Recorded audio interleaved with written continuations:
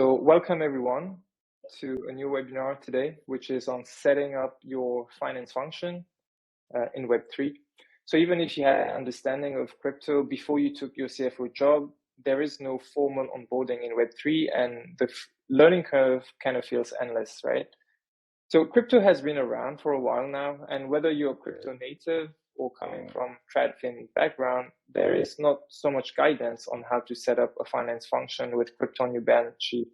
So I thought for this webinar, let's have CFOs who've been in the job for a while now share the experience on how they're going about to set up their finance function. So today we were initially supposed to be 3, but right now we're only 2. I don't know if the third speaker, Tazin, is joining. So today we have 2 CFOs from very well-established Web3 companies. We have Zach Hogg, controller at Solana Foundation, and Solana needs no introduction from me. If you're here, you probably know about Solana. And we have Federico Orteu, the head of finance at Sandbox. The Sandbox is building a virtual gaming metaverse where you can monetize your gaming experience. Now, before we go through what this webinar will cover, why don't we have the speakers introduce themselves? So, Zach, would you like to go first? Oh yeah, thanks, Umar. Pleasure to be speaking with Federico, and hopefully Tizin will jump on as well. But yeah, my name is Zach. I've been at the Solana Foundation now for just over 1 calendar year. Coming here by way of eToro. So I was at eToro US for a little bit, helping us set up our US-based finance team and business. And there I got the opportunity to first see from more of a financial services side, working at a centralized exchange, but also a broker-dealer shop as well. And later we started an options business. So, into getting into this space before kind of moving more on chain.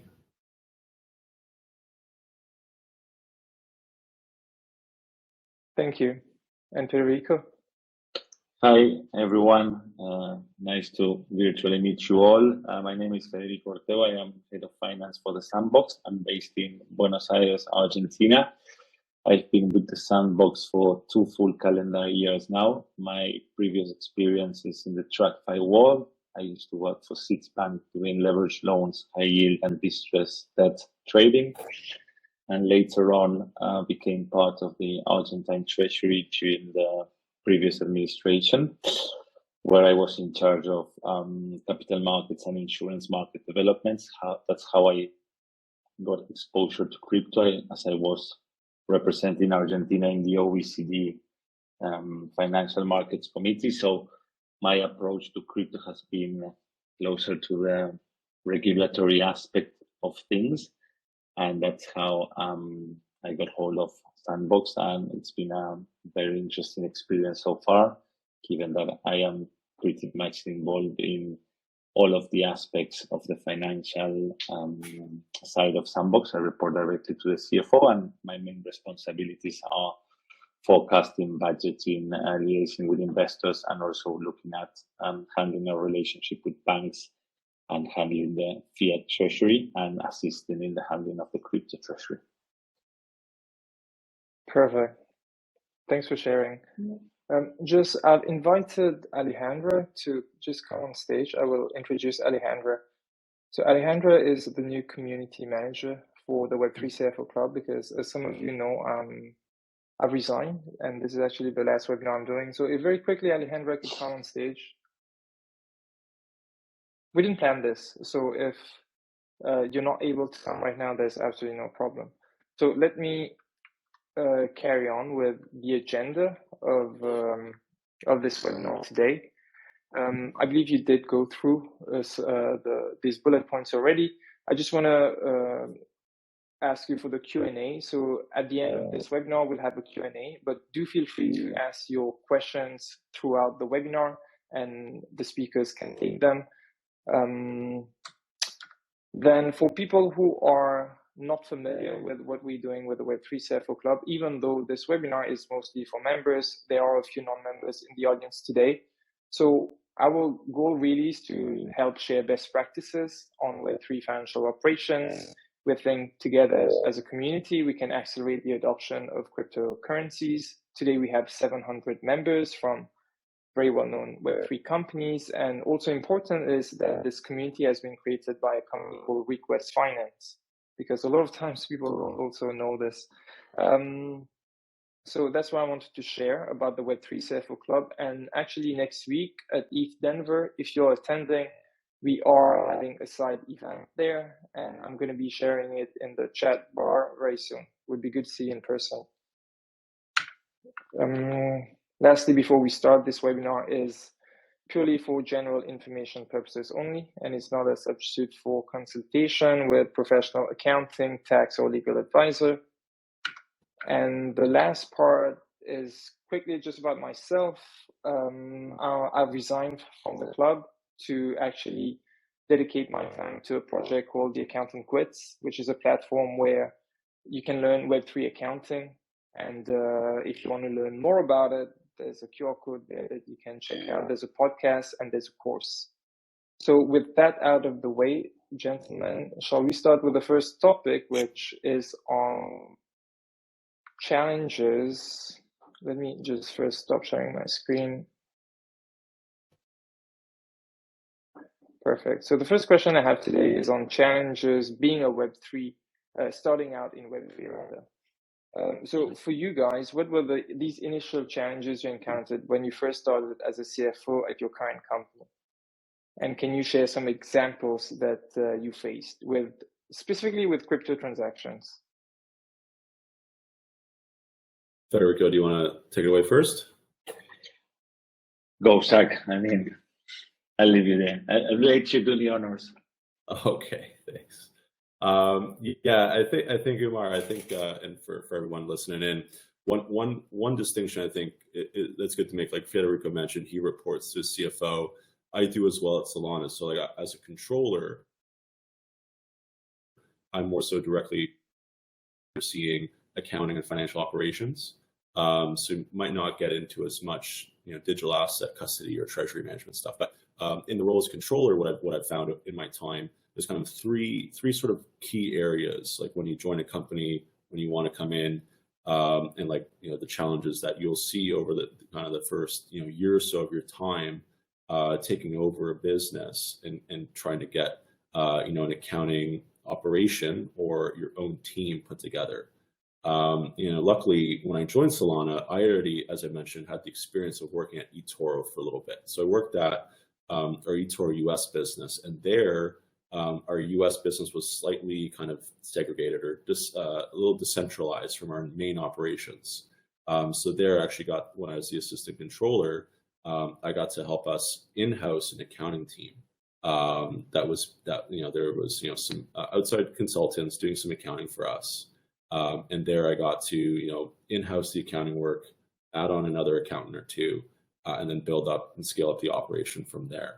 And that's where I learned to do that. And, I've been doing that here again at Solana Foundation. But, generally the main challenges that you'll find is one, like you said, there's not really an onboarding playbook, for companies like this, like any sort of fintech company. You kind of have to come in and learn how the accounting is already being done today. So you have to kind of work the weeds through your external consultants that are already doing the work. Obviously when you come on board as, a first CPA, they're going to have some idea that, you're coming in to in-house their work and take that over from them. And then of course, the next big thing there is once you've learned how everything's being done today, then you have to figure out how you're going to do it internally. Are you going to, keep the external consultants around for a little bit? Are you going to in-house, hire some people? And then from there, once you start in-housing that work, is figuring out how to, scale that a little bit. I think usually the good sort of inflection point or learning that happens when you go on this journey is, the first audit that you're involved with. Because usually you'll come in for, around the middle or end of a year, you'll have the external consultants in for a little bit, and you'll kind of do the audit part and parcel with them and your auditors, and you'll learn what's being done today even better. And you'll learn what to improve upon with your own internal team. And then from there, you can continue to scale that up with the auditor feedback that you get.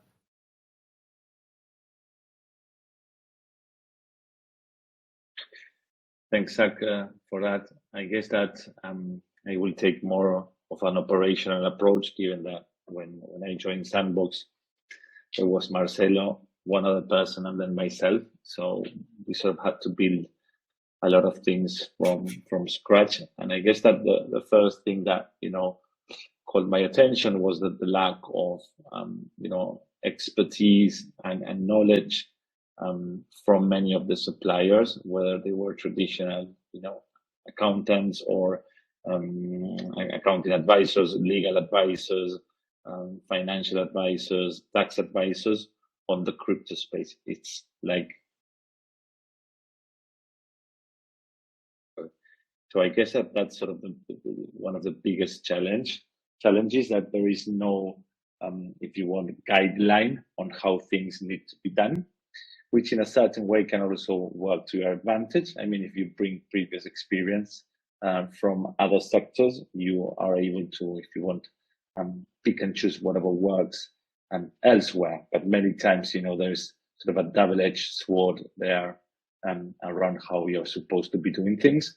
And that can be, as easy as how you account for, your own token in your books. And if you ever move them around, what you need to be doing from, accounting standards, because there is no, particular standard for crypto assets. So there was not in particular at the time. And, you don't have accounting systems that adapt to crypto. And this is also what I was referring to. Sometimes you think you are going to be engaging a vendor which says it's crypto native, but it's very early stages, and maybe they are at even a greener stage than you are, given that we are also, a very young company. So sometimes you as a client, you're much bigger than your supplier and, or a bigger startup. So that poses also, a little bit of a challenge. Who do you end up working with and who you end up trusting? Because many of, your suppliers have also not been validated. Hence, you do not know from that perspective if that works or not. I would say that another challenge facing, while interacting, in the crypto space, I see here, banks and on-ramping of rampings. It's hard to explain to banks the business that we are in. It's hard to be able to liaise many times with the non-crypto world. They have a hard time, understanding our business model, our concepts. Something that for us is, our bread and butter. For them, it's, something that they read, in an article, and they think that, it's either a huge scam or, or something completely negative, or they have a complete misrepresentation of what it is that we do. So I guess that being able to bridge that gap, has been certainly a major challenge. And then I would say that it's also about how you structure also your reporting system and how you view the world. I mean, if you were to look at the traditional companies, the financial team was the only one who has all the internal information because they've got access to the accounting system, and that's the only place where you can source the truth. In crypto, that's completely different because all the truth is out there in the public space. So actually, many times I tend to say that my data team is in many aspects more important than the financial team, because they are the ones sourcing that information and being able to bring that information to myself, whether it is mainly my revenues, because then and this is another extra layer of complexity. It's like maybe you've got crypto denominated revenues against fiat denominated expenses, because most of my suppliers, even many of my employees, still like the hard dollars or need their hard dollars to go to the grocery store, pay their rent, buy a house or whatnot. And many of my suppliers, whether it is the landlord from the office, he wants dollars. So I do need to have that dual, if you want, denomination. And this is another extra layer of complexity. It's like maybe you've got crypto denominated revenues against fiat denominated expenses, because most of my suppliers, even many of my employees, still like the hard dollars or need their hard dollars to go to the grocery store, pay their rent, buy a house or whatnot. And many of my suppliers, whether it is the landlord from the office, he wants dollars. So I do need to have that dual, if you want, accounting and have one source of information for, my revenues denominated in crypto, and then my expenses, which need to be managed in fiat, and how those two different systems interact. So I would say that those have been, the main challenges. And obviously when, making payments, I know that's a completely different world. It's like, if I look at TradFi against wallets, it's like whenever I'm paying using a bank account, there's always a beneficiary. So it's very easy to identify who I'm paying to. When you're paying to a wallet, it's like, well, good luck with that. I mean, there's no way of identifying who the owner of that wallet is. You can always tag it, in your accounting system, but, that can be easily be modified. So if you're looking at maybe an audit, or even looking internally at fraud detection and security wise, it's like anyone from my team can tag a wallet with the name they want, and that looks like a very safe payment when it might not be, and then it voices 1,000 other KYC or anti-money laundering issues that I don't think are prior to this conversation. But as you can see, every aspect of what we do, or when you are handling money, has a very significant challenge that I don't think has been solved yet for crypto. It's starting to be solved, but I guess that's challenges that we face. One of those solutions come from having the right tooling, the right tech stack. If you're in Web3 and if you're interacting with sophisticated blockchains, DeFi protocols, at the end of the day, if you're using a spreadsheet, you might be making your life more difficult. So, you can be using these Web2 tools, but of course they've not been built with crypto in mind. When I started the accounting blitz 2.5 years ago, I don't even remember seeing any crypto accounting tool. Maybe Bitwave and crypto did exist at the time, but today there's a lot of accounting tools for crypto. Now, if this toolkit is merging, we do need CFOs to know how to operate that. So I want to ask you guys, in your life as being a CFO, what tool has positively impacted your life as a CFO in recent times?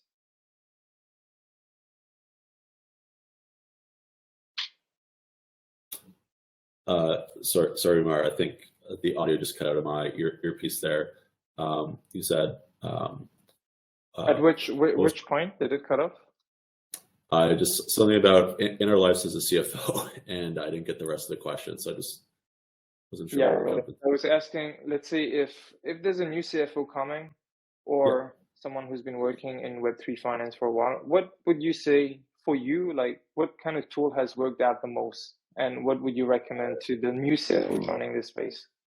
Yeah, I think what's been most noticeable to myself, like Federico was mentioning, like the fact that you can pay something on a wallet, something to a wallet address, and unfortunately, like if you just pay it, you don't document it, you don't have anything documented on it, you kind of just all information is lost. Whereas like generally a bank payment, you can rely upon a bank to say, hey, I got this wire from someone, or I sent this wire to someone.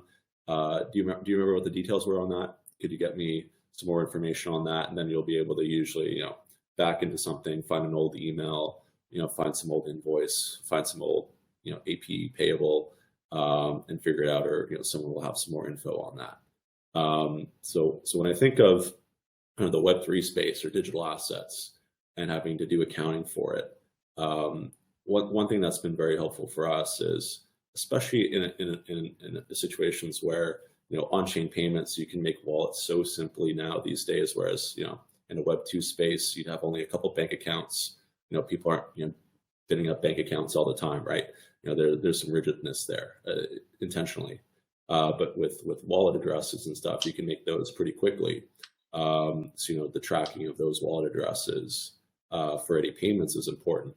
So I think for us on the kind of the payment side specifically, a big tool that we've been just leveraging is Airtable, just in the sense of creating databases of vendors, vendor addresses, and the vendor payments themselves.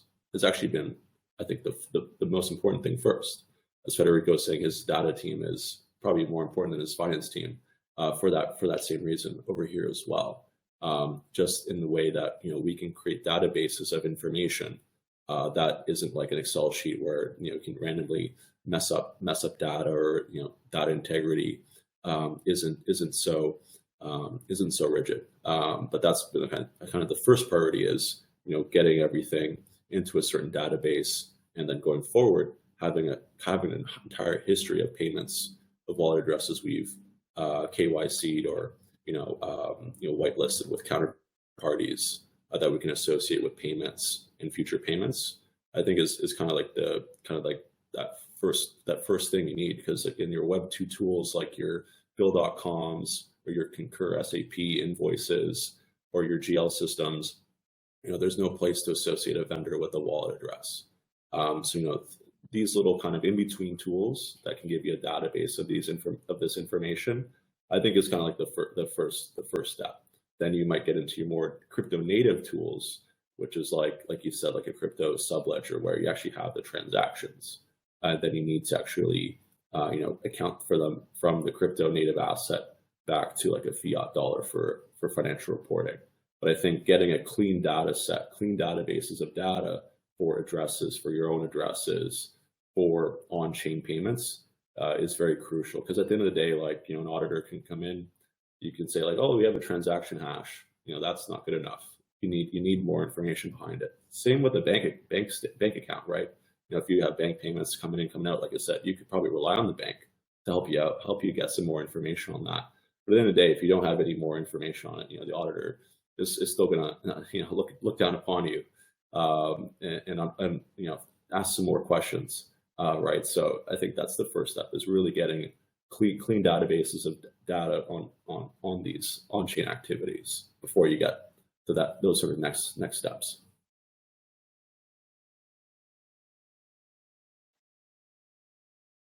Thanks for that. Well, I would always, thank our sponsor here, Request. So for us, Request Finance has been extremely helpful. I think one of the big issues that Request has solved for us was the ability to do accounts payable in crypto. So they've been extremely helpful in enabling us to have suppliers upload their invoices in their platform and then enable us to make batch payments. So when you're looking at maybe dealing with a large amount of payments on a regular basis, whether they are, suppliers, creators, sometimes employees and whatnot, and you have a very small team because at the beginning, you're a startup, you're scaling up massively, and things sort of get out of control. That ability to have the ability to process batch payments with Request has been extremely helpful, and I know that they're looking to do that as well with fiat. So they're evolving as well to try and bridge those two spaces, which would be great, because you never want to have a lot of suppliers. Sometimes you just prefer to have a one size fits all type of solution. So I guess that they were extremely helpful. Also, Ledger, from a custody perspective, that is one significant difference between being, in TradFi to being in crypto. The custody of assets. When I joined Sandbox, they said, "Oh, okay, you're a TradFi expert. Look at custody solution." And it's like, well, in the TradFi world, you would look at the balance sheet, that counterparty, and try to assess how risky they were.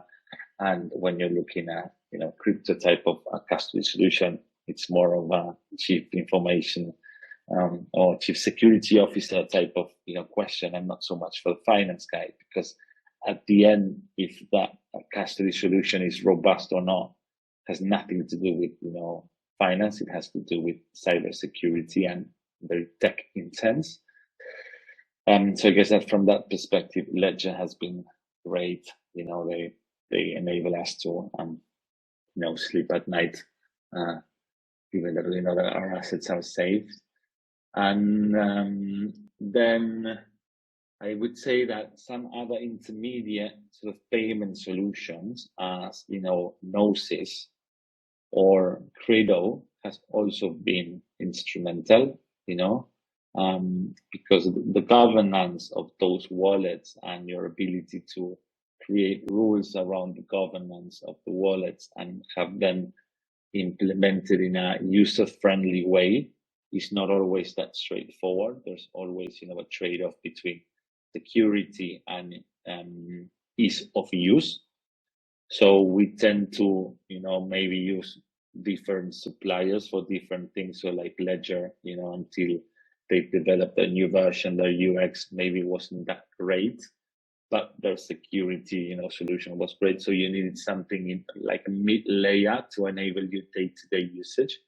So it's like you would, even going back to the TradFi world, maybe you've got your assets, let's say JP Morgan, and you custody with them your savings because, they've got a huge balance sheet, they've got great investment products, AAA bank, but then they're not the most efficient ones to make daily payments, or they're expensive, or they do not have a very friendly user interface. So your day-to-day payments might be, around Revolut or Wise, which is lower and cost, better UX, everything's on your mobile, they're native digital. So I think we sort of tend to use Credo and Gnosis together with Request for that, for payments.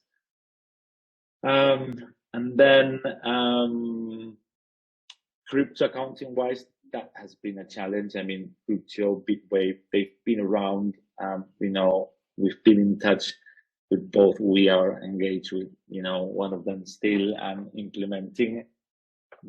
There's not a definite solution. I think there's a lot to be done there. So, that still has a long way to go. So I would say that's pretty much what we've used. Christoph, you're there. See, I mentioned you first.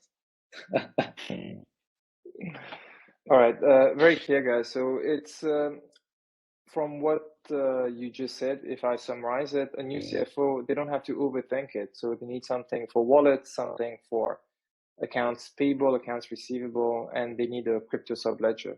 And they have their tech stack to be able to run operations on crypto. Now, the next topic is, I want to ask you a little bit more about whether you've gone through an external audit and the process, and rather setting internal controls and processes at your companies. So external auditors, they use audit assertions such as completeness, existence, accuracy, evaluation to devise their audit procedure. And that helps them to know whether they can provide an audit opinion, whether these financial statements are not materially misstated. Oftentimes, the management letter the auditors serve at the end of their audit will highlight some deficiencies or weaknesses in internal controls.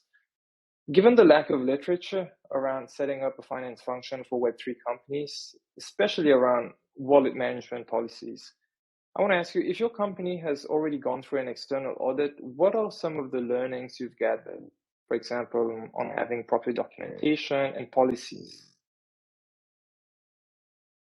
Definitely. I'll take that one first. As the resident CPA, I actually started my career at PwC as an auditor.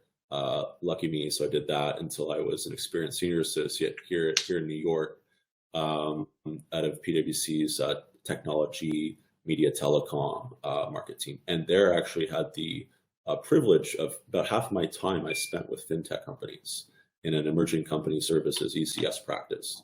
So I actually got to do this on the other side of the fence for a little bit before going to SEC reporting for a little bit with a publicly traded company, and then finding myself at eToro and now Solana.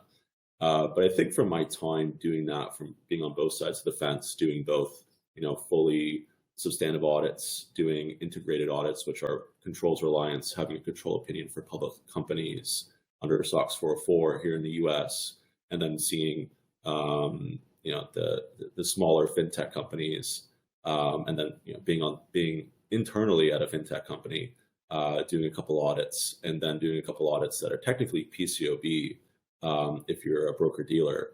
I think what I've been able to, what I could probably share with the group is that, audit for a Web3 company, depending on if you have some specific, audit requirements from your auditor, wherever you're based.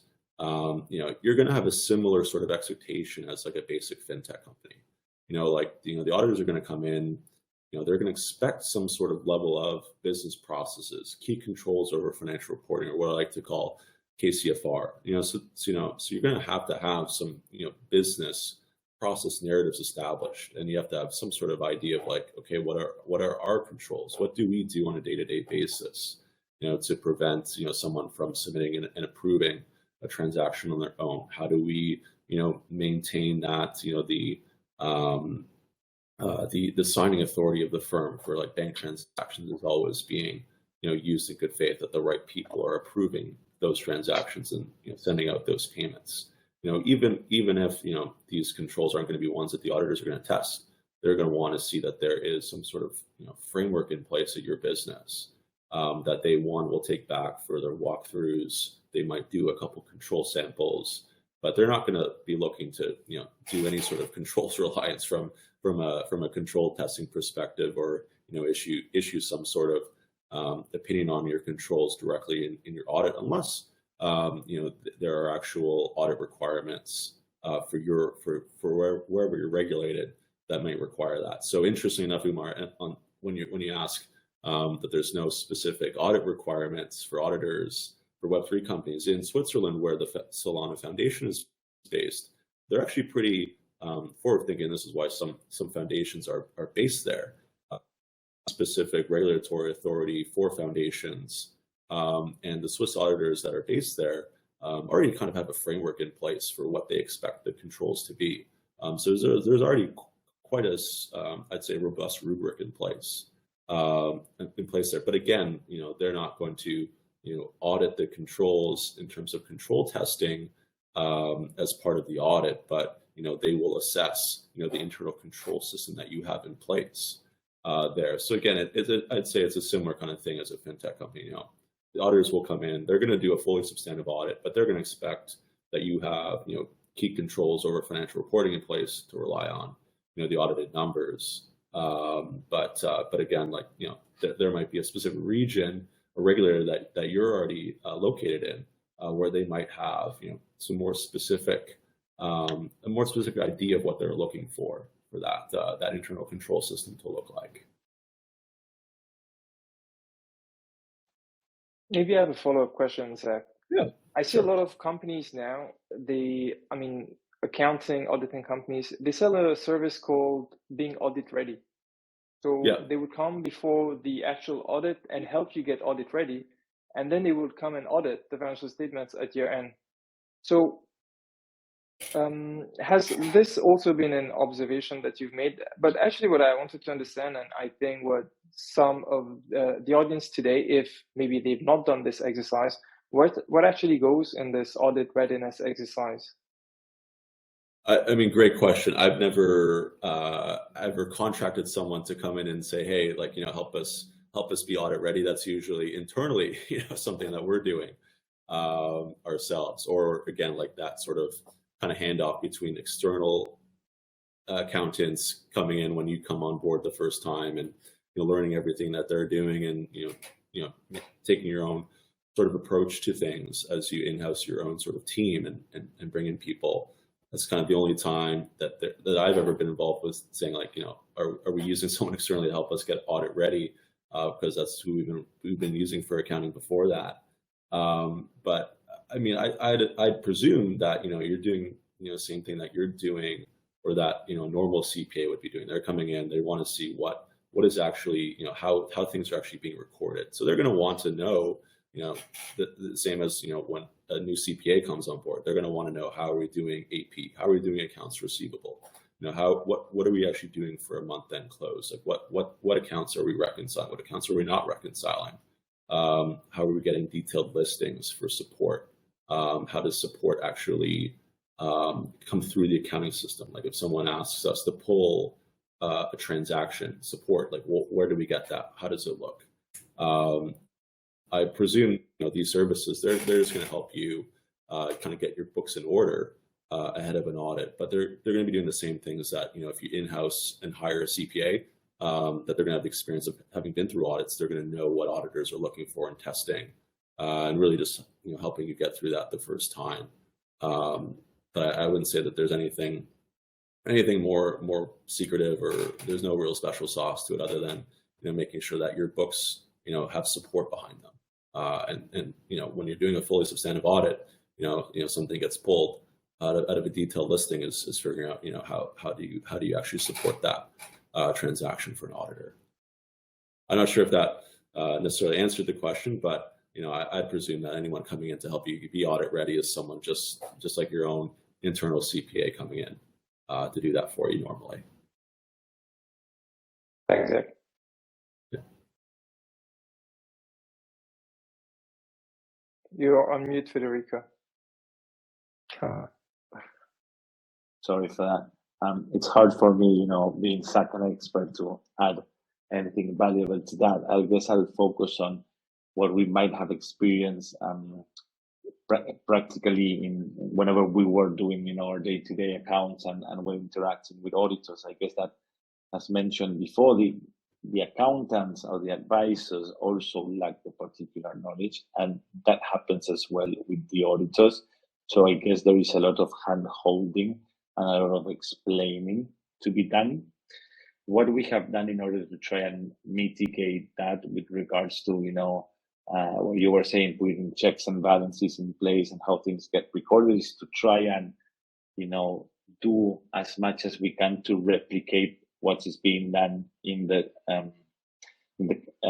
fiat world, because at the end of the day, many of the accounts need to be either sent to a fiat native accounting system, or it's an auditor which comes from fiat world, or you need to report to the authorities who are used to being handling fiat. So all the accounting standard, audit standards, and everything is related to fiat. So there you can always get a good proxy. So I don't know, with regards to how we record transactions, how we've got the authorization processes in place, which try and replicate a lot what we do in the fiat space. Obviously, myself coming from the banking world, I have always been, very close to everything that is anti-money laundering and how we record the transactions and the type of approvals we need and who needs to approve after what threshold. So we try and pay a lot of attention to that in order to be able to, where it is possible, to show the highest standards, because in some other spaces there will inevitably be a large amount of gray or things to evolve, because they are uncharted or they have not been taken into account before, because they didn't happen before. So and that applies for tax, for accounting, and for many other issues. So I guess that's my 2 cents on that aspect. Perfect. Thanks for sharing, Federico. The next topic that I have is on best practices. Might not be best, but good practices, let's say.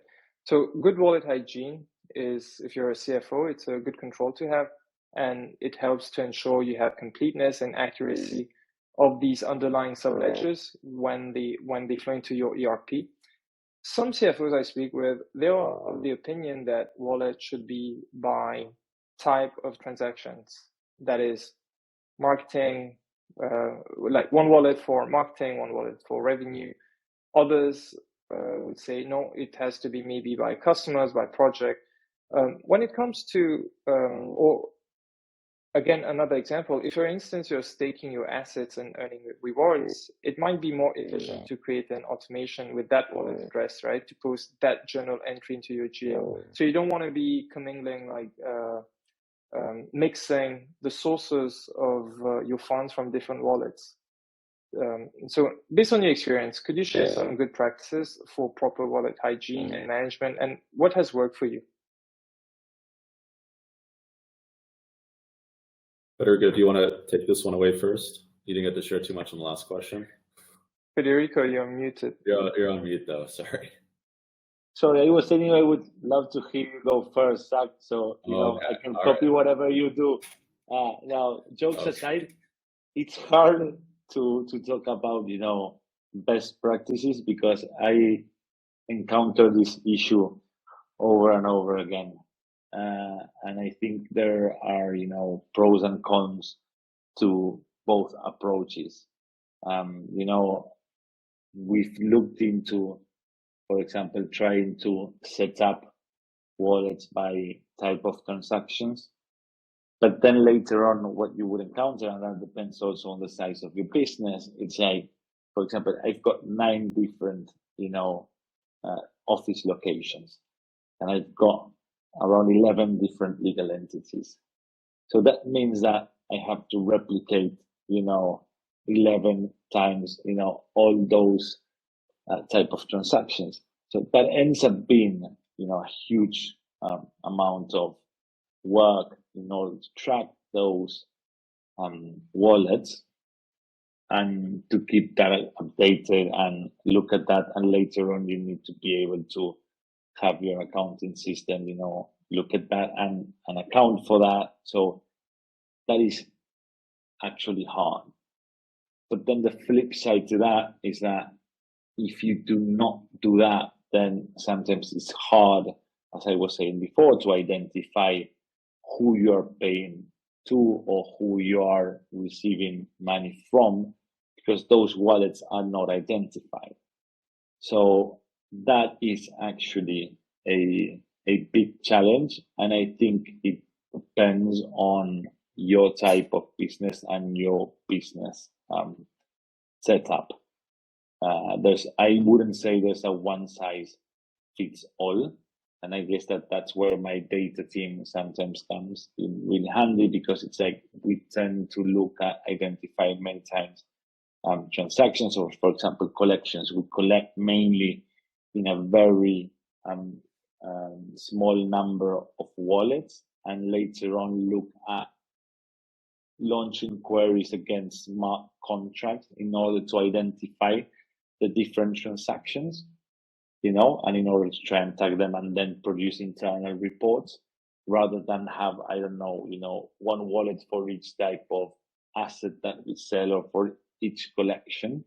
Because imagine that if I have, if you're a supermarket and you've got a large amount of SKUs that you sell, then you would have one wallet for each of them. And it's like, well, it's impossible. So there's not a clear answer for that. And I think that that's where the crypto technology might need to evolve, because there is also a huge, if you want, AML and question there. Is like, whenever you're transacting with a counterparty, how do you identify that counterparty? Because when this becomes more mainstream, it will happen. So there would need to be a certain degree of, be able to track the owner of and the wallet. So today it's a mixed bag and depends on, my legal entity and the purpose. Sorry for not having a definite answer. I have a follow-up question. You said there's 11 entities, so in 11 different countries. The finance function, is it completely managed from so Argentina, Buenos Aires, where you are? Let's say these would be 11 sets of financial statements, right? So would each company maybe have a different finance person? And at the end, how are you like consolidating everything? Like it has to be, I would say, more or less like the same template, right, throughout these 11 entities. Yes, obviously we have a challenge there, because for each legal entity, you need to have a set of books and accounts. So you need to do monthly closings and consolidate. So we consolidate at a holding level. We have a head of accounting who's in charge of that. Depending on the importance of the legal entity, would we do the accounting internally or have it outsourced? I think that's part of how you grow. And whenever you are scaling, you start to encounter, these issues of outsourcing versus in-house. And there's always a trade-off and a cost equation related to that. So that is, if you want, the point where we're at today, where we are scaling and we need to make those decisions. So yes, from an organizational perspective, the finance team is based in Buenos Aires. CFO sits there. In some countries, I have someone from my team sitting there. In some other countries, I can serve them centrally. Depends on the size of the operation. So I don't know, wherever I've got more than 30 or 40 people, I tend to, that's the rule of thumb. That's where I have, you know, an admin person, admin finance, and an HR person, you know. Thank you. Got it. Well, yeah, back to the original question. I think maybe a little earlier on at Solana, maybe I was more of the opinion like, yeah, like, you know, this makes sense. Like, you know, if I have a wallet for each type of payment I'm doing, like that makes the accounting so much easier. I just, you know, click, you know, set up an automation. This wallet's always this type of expense. I mean, it sounds great in theory, but again, back to kind of one of the previous questions, like, you know, an auditor is going to come in and say, like, okay, these are transaction hashes, but like where's the actual support for this? You know, you know, you can't just rely upon an automation in a subledger, say like, oh, that's the expense, that's what it is. You know, at the end of the day, like you need support for these transactions. So I feel like if maybe if you're not relying upon that, then you're probably setting yourself up maybe for more success. But I think, yeah, like in the spaces that you can, or where it makes sense, like, oh, we're going to do this type of staking, we're going to have this sort of withdrawal authority address for those types of transactions, and we know, like, we expect that wallet's only doing this. I think that makes sense. But in terms of like payments and stuff like that, you know, again, going back to that, you know, what I was talking about Airtable or a little earlier, you know, anytime we're doing payments externally, we're always using like a Web2 type of AP platform. You know, we're doing all of that there. So there's always a documented invoice, there's always documented approvals. And then when we're actually ready to pay, you know, maybe we're paying it on chain, but we still have that support for it. And then, you know, whatever wallets that we're paying from, you know, we have a full database of all these vendors and all their addresses. We link them up. We're ready to make payments on chain, and then we can drop a transaction hash in later. We have a, you know, full database of payments. And then when we come to like a crypto subledger for, you know, the end of the accounting period, whatever we're doing it, like, you know, weekly, monthly, we can just tie up those transaction hashes to what we have on chain, and then we can marry those up. And then that's kind of how you can automate away if, let's say, you have less wallet addresses doing various sets of payments. As long as you have that database of payments for all your vendors and you know what those are for, you can get away with, you know, not having to rely upon, let's say, more of like what you'd wish for from Wallet Hygiene, being like, oh, we have one type of payment doing one type of wallet doing one type of payment, and in fact you're doing, you know, maybe one wallet doing a bunch of payments, but you have an entire database of what those payments relate to. And that's how you can kind of do the work more efficiently on the back end in an accounting subledger. Perfect. Very clear. Now, we do have 10 minutes left. There is a last topic that I'd like to cover, but before, there is Q&A as well. So we might not have time for Q&A. So instead of covering this last topic, let's rather have the Q&A. And then if there's no question from the audience, I can pick up that question. So everyone, this is a very Web3 experienced audience today that we have. So would you have any questions based on what we discussed, or to Zach and Federico? Anything but token price.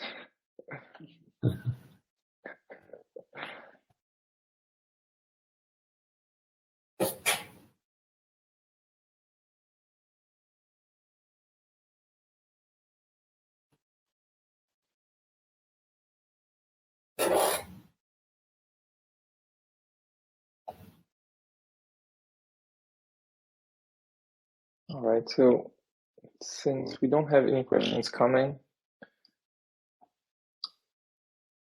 you're all good. Okay, that's Christoph's. All right, so the last topic that I had is on the role of the Web3 CFO regarding treasury management.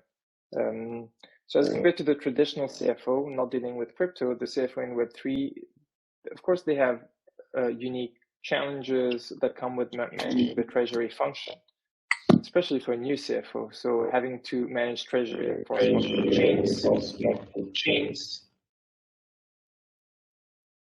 I don't know what happened, but I heard my echo.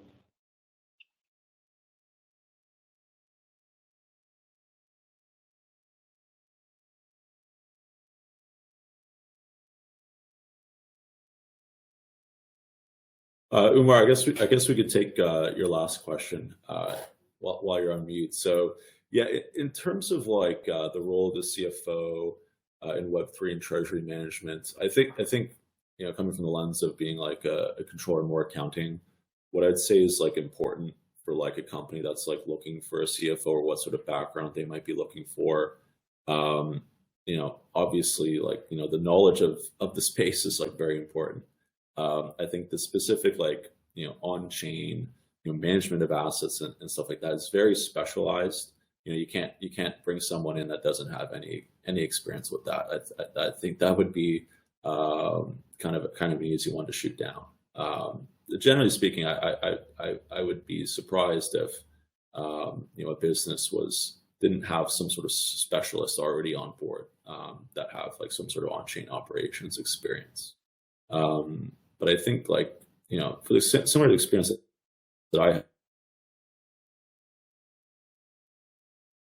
had, where I was working at Accenture, where it was more of like a traditional TradFi / Web3 company. I think that's like kind of like your ideal first pass at this, is like coming in somewhere that's like a crypto adjacent business where you're not maybe directly hands-on with this stuff right away. It's probably like the ideal person because then they have an idea of the industry, of the sector. They know what's going on, and then that next sort of step for them is actually getting their hands on the actual like treasury management themselves with other specialists. Again, depending if you're a larger company or a smaller one, but I think you're going to need you ideally have some sort of fintech and already some sort of Web3 experience before you get into any of this sort of treasury management type of stuff.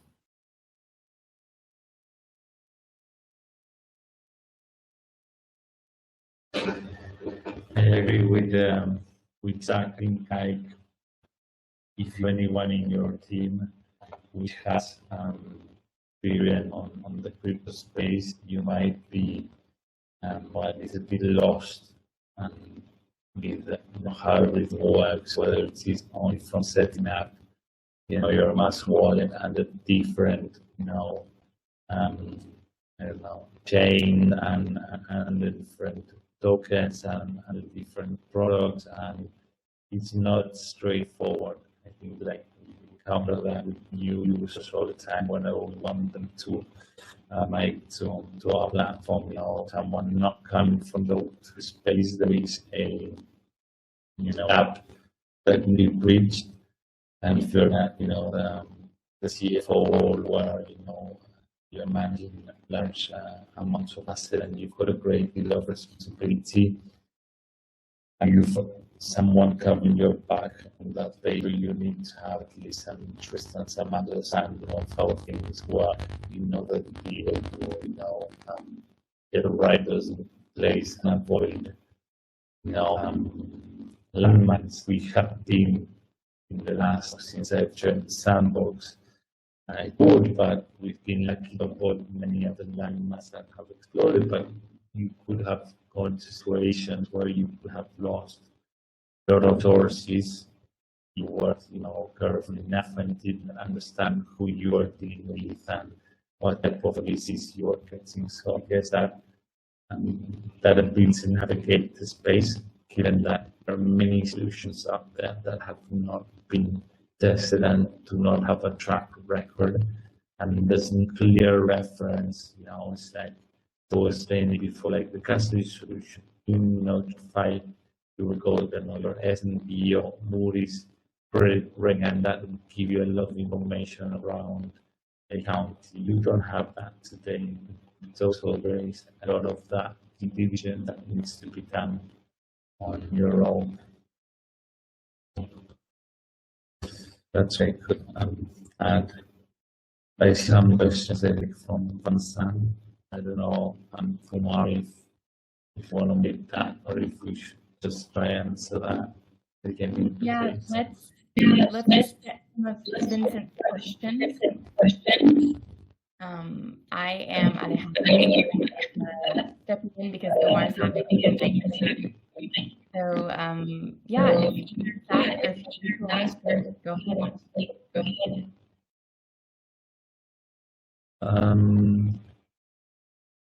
Exactly what do you refer Vincent to answer around if we deal with market making? If the question related to if we do it ourselves,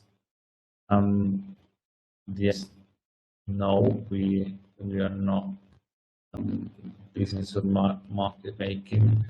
We obviously to have we engage partners that are in business of market making, because it's important that our token has liquidity and our users have the ability to exchange some tokens into either stable coins, out tokens, or something. So we do think they're a useful partner, but we do not do marketing ourselves.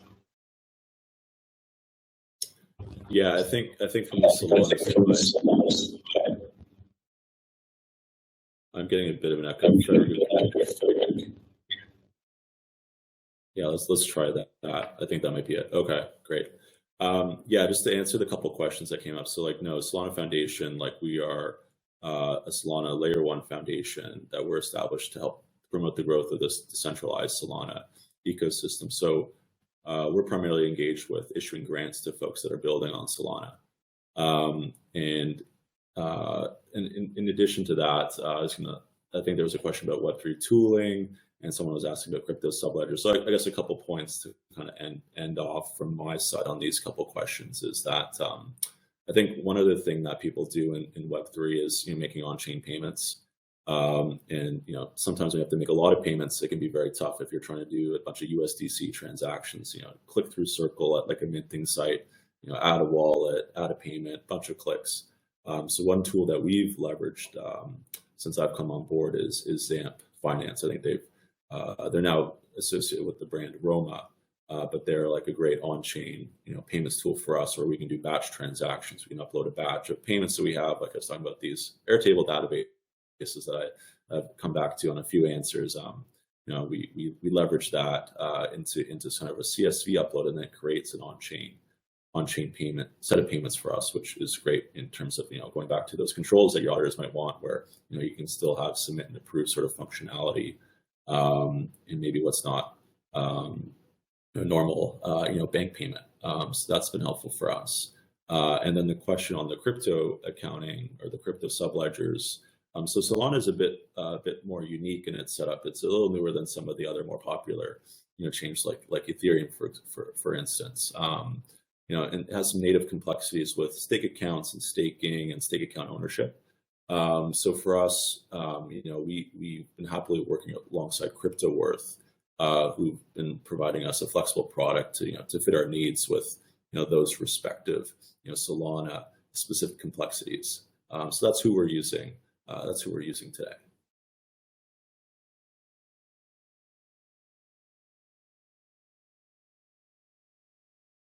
I'll go back on mute if there's any other Q&A or Alejandro wants to wrap up. I think we're out of time. So thank you both, Zach and Federico, for being our guests. Thanks so much, Umar, for the organization. Once again, I'm Alejandra. It's funny that you get to meet me today, but great. I'm the new community manager at the Web3 CFO Club. That's all the time we have for now. So we'll see you at the next webinar. Thanks, everyone. Thanks for having me. Thanks.